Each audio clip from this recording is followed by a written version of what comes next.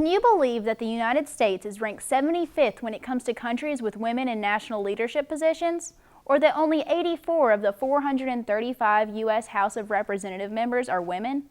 The Women's Center sponsored an event where students were able to hear from Jessica N. Grounds, a woman who has spent her life empowering other women to become political leaders.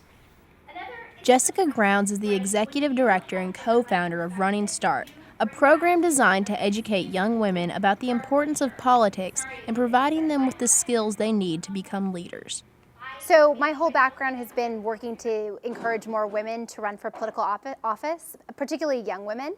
So I have worked on a number of political campaigns and was inspired as a young woman in college to get involved in getting more women to think about running for political office. I worked for my first woman candidate when I was in college and moved to Washington, D.C.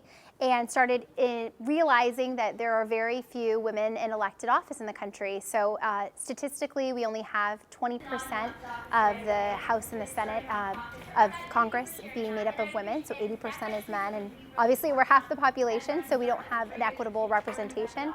So I really started delving into why that was and recognizing that part of the problem was that young women weren't seeing themselves as political leaders. They didn't see that politics was an avenue for them, or it was a way for them to make meaningful change. And so I helped to co-found Running Start in 2007, and we started working with high school girls to help change their mindset about running for political office by introducing them to role models and teaching them skills in politics.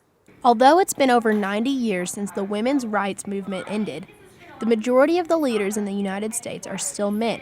One of the things that we know is that not only is it an equity issue that we're half the population, we should be there, but really our issues aren't being addressed if we're not at the table. So issues that impact women uniquely, we see that throughout the world, frankly, not just in the United States, but we often are more lower wage workers. We also, of course, are a majority of taking care of kids in the family.